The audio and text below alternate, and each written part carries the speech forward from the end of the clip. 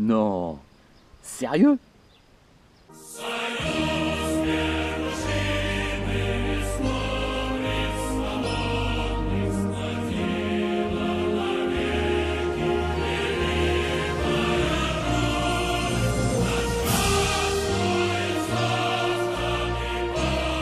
Bonjour à tous.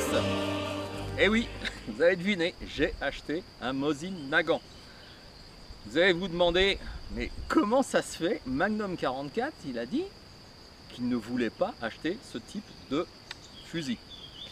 Eh bien, vous connaissez le proverbe, il n'y a que les cons qui ne changent pas d'avis. Voilà, donc oui, j'ai craqué, j'ai acheté un Mosin Nagant. Mais pas n'importe lequel. Alors attention, hein, c'est pas un sniper, c'est pas je ne sais pas quel fusil. Moi je les connais pas trop les Mosin Nagant. Non, c'est un fusil ordinaire. Par contre, il y a une chose que je voulais absolument, c'était un fusil octogonal, donc boîtier octo. Chose faite. Alors pourquoi avoir acheté ce fusil maintenant et pas avant? Ce fusil, en 2013 de mémoire, était encore classé première catégorie, c'est-à-dire arme de guerre pour ceux qui ne savent pas. C'était la première catégorie à l'époque, et donc ce fusil a été déclassé en catégorie C. Ce fusil était très peu cher à l'époque, avant, en première catégorie, on est d'accord. Le fait d'être passé en catégorie C, les ventes ont explosé. Tout le monde a voulu avoir ce fusil, ou un de ses dérivés, notamment le sniper. Je reviendrai par la suite sur le sniper, pourquoi je ne l'ai pas pris. Donc ce fusil-là, on en a eu partout. Et dans certaines vidéos, dans certains dialogues, dans certains commentaires, je disais, je ne prendrai pas ce fusil parce que, on va pas dire qu'on le rencontre à chaque coin de rue ou à chaque coin de centre de tir, mais c'était un petit peu le cas. Tout le monde en avait un. Et moi, comme j'ai un peu envie de me différencier des autres, je ne vais pas m'acheter un fusil que tout le monde a. Voilà. La différence qu'il y a maintenant, pourquoi je l'ai acheté maintenant, je ne sais pas si vous faites le tour des armuriers ou le tour des sites internet de vente par correspondance, notamment Naturabuy, juste un exemple. On en trouve à la pelle maintenant des fusils Mosin Nagant, parce que tout le monde, j'ai l'impression que tout le monde s'en débarrasse. Voilà, tout le monde a fait le tour de cette arme. C'est une arme rustique, voilà, elle est plutôt chouette. Mais maintenant tout le monde s'en débarrasse. Et pour le Mosin Nagant Sniper, peut-être que j'aurais aimé ce fusil, mais le prix, mais c'est exorbitant. C'est exorbitant, c'est à peu près 900 €, voire plus, c'est exagéré. Voilà, ce fusil a été fabriqué à des millions et des millions d'exemplaires. N'importe quel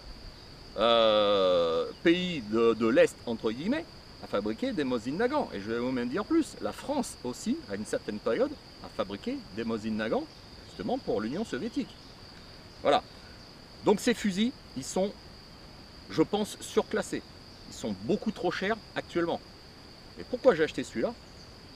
Eh bien tout simplement parce qu'il n'était pas cher. Voilà. C'est une personne qui le vendait sur Naturabuy, il le vendait 360 €. Ce qui est un prix correct. Voilà. Pour une arme comme ça, ça pourrait être un petit peu moins parce que je vous dis, c'est pas un fusil rare. Mais voilà, il était correct. J'ai pris d'énormes risques quand même parce que dans certaines vidéos, peut-être, je me suis toujours dit, Magnum n'achète jamais de fusil sans les avoir eus en main. Et ben voilà, encore une fois, j'ai changé d'avis. Quand je suis tombé sur cette annonce, j'ai mis 5 minutes à réfléchir et je l'ai acheté tout de suite. Voilà, il était aux enchères, j'ai fait une offre directe, ça a marché, je l'ai payé. Et voilà, je l'ai reçu et grosse surprise pour moi, il est en super état. Et point positif, il est au même numéro, donc c'est un monomatricule. Alors pourquoi avoir pris ce fusil en particulier?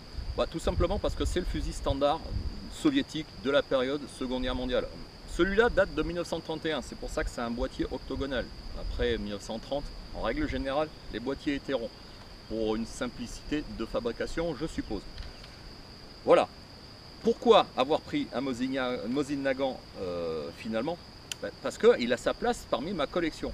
Parce que moi j'essaye, à mon échelle, ma petite échelle, de faire un petit panel de ce qui se faisait pendant la Seconde Guerre mondiale sur les fusils standards de l'infanterie, du soldat lambda.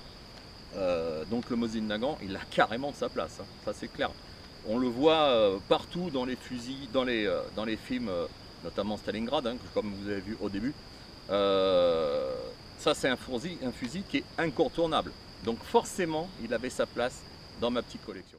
Donc je vais faire un petit peu la présentation rapide de ce fusil que tout le monde connaît, bien sûr, il suffit d'aller voir sur Google. Et on a toutes les caractéristiques. Calibre 7,62 par 54 R. Le R, c'est pour le bourrelet qu'il y a sur la douille. Fusil d'une longueur de 123 cm. Le canon est de 71 cm. Organe de visée métallique, guidon dérivable uniquement à droite ou à gauche. Et bien sûr, la hausse graduée de 100 à 2000 mètres, espacée de tous les 50 mètres. Donc on peut faire 100 mètres, on peut faire 150 mètres. Voilà, c'est un fusil qui est plutôt pas mal. Voilà. Retour à l'atelier et pour vous parler de ce que je vais faire et ne pas faire avec cette arme. Alors déjà, je ne vais pas refaire le bois. Voilà. Le fusil, il a été, franchement, il est en super bon état. L'ancien propriétaire apparemment l'a très bien entretenu. Il l'a gardé quelques années. Il va rester comme ça. Autre chose que je ne vais pas faire avec cette arme, c'est tirer des munitions de surplus. Voilà. Je ne les connais pas trop, mais avec tout ce qu'on entend parler des munitions corrosives, que ce soit russes, chinoises, et peut-être qu'il y en a d'autres, je ne sais pas, je ne vais pas m'emmerder à tirer des munitions de surplus. Tout simplement parce que je vais les recharger. Voilà. Comme d'habitude. Alors maintenant, qu'est-ce que je vais faire avec cette arme? Bah déjà, je vais me fournir en PPU. Voilà, je vais aller faire le tour des armées à côté de chez moi, essayer d'en récupérer. Les tirer, parce que je ne connais pas du tout cette arme. Je ne sais pas du tout ce qu'elle vaut réellement. Est-ce que le canon est bon? Est-ce qu'il n'est pas bon? J'en sais rien. Est-ce que la mire, le guidon est bien placé? Je ne sais pas. Donc ça sera au stand que ça va se définir avec de la PPU. Voilà.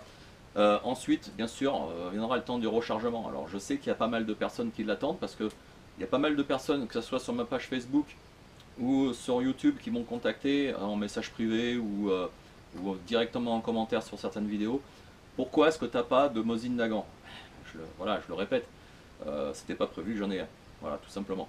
Mais maintenant que j'en ai un, je vais pouvoir m'y atteler correctement. Et je pense que certaines personnes l'attendent. Parce que c'est certaines personnes qui m'ont contacté, m'ont demandé qu'est-ce que tu prendrais comme coude, qu'est-ce que tu prendrais comme ogive. Honnêtement les gars, pour l'instant j'en sais rien. Je sais que l'ogive c'est de la 311, voilà. Certaines c'est de la 308, il suffit de prendre l'étape de rechargement. C'est assez le folklorique, hein. Voilà. C'est une munition qui est quand même un petit peu bizarre. 7,62, on n'est pas dans le 7,62, c'est clair. Bref, dans les prochains temps, ça sera donc vidéo au stand pour cet essai de munitions, donc PPU, partisan, avec cette arme. Ça sera du brut, direct, comme ça, on regarde ce que ça donne. Ensuite, j'attaquerai correctement les rechargements de mon côté. Je vous en ferai part quand il y aura une vidéo dédiée au rechargement. J'expliquerai un petit peu ce que j'ai utilisé. On verra tout ça en temps et en heure. Alors pour conclure cette petite vidéo, ce petit vlog, donc vidéo actualité, attendez-vous donc à des vidéos sur ce beau Mosin Nagant que j'ai hâte d'essayer.